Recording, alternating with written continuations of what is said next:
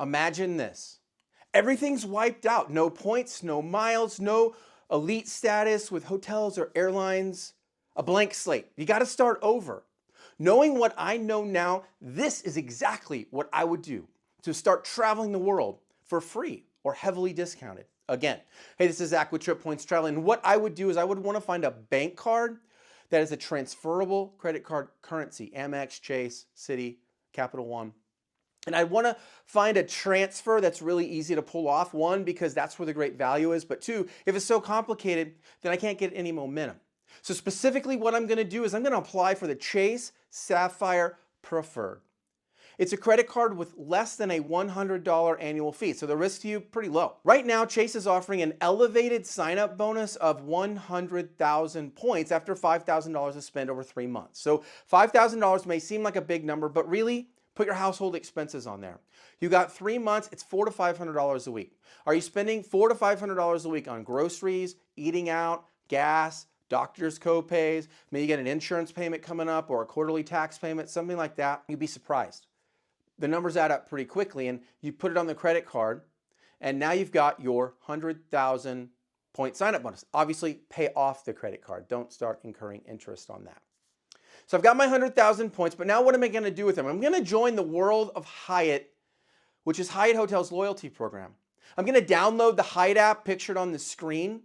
And then what I'm going to do is I'm going to take my Hyatt number and I'm going to put that on the Chase app. Chase app's also pictured on the screen. The Chase app is where we're going to interact with our card. That's where we're going to pay our bill. I pay mine weekly. You might want to pay yours monthly, but definitely pay it off.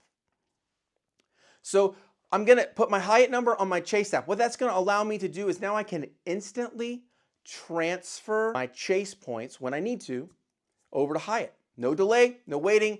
Don't have to call anyone, get permission. It's instant transfer, super easy. Now what I'm going to do is I'm going to go over to Hyatt, to the World of Hyatt app, and I'm going to search for a hotel where I want to stay, in a city where I want to stay. Put my dates in, put my city, boom, so easy. I'm going to click points instead of cash. This is going to give me the points rooms that are available. And the beautiful thing about Hyatt is it has a fixed award chart. So each hotel in advance, regardless of that nightly room rate for your nights, has a fixed rate. It's 5,000 points a night, 8,000 points a night, 15,000 points a night. So you find your hotel, you search by points, you see if there are still points rooms available. There often are, and you can book the room. Now, once you get to this point, obviously you don't have the points in your account yet, but you've got that big old basket of points for your sign-up bonus over at Chase. So what you can do is you go back to Chase, you go to your points, you go to your transfer partners, and you instantly transfer whatever you need over to Hyatt. Now you've booked your room.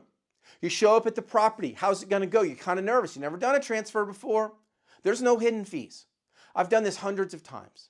And honestly, if I could go back and tell Zach 9 years ago, who started out doing cash back and statement credits and travel portal reimbursements, where I was getting 1/2 to 1/3, maybe even only 1/4 of the value that I can get today, the number one thing I would have told myself is do easy transfers. And in my opinion, the easiest transfer is Chase to Hyatt, the easiest high value transfer. It allows for domestic travel within the US. It allows for international travel as they have hotels around the world. And yes, I hear you. Don't hate me in the comments.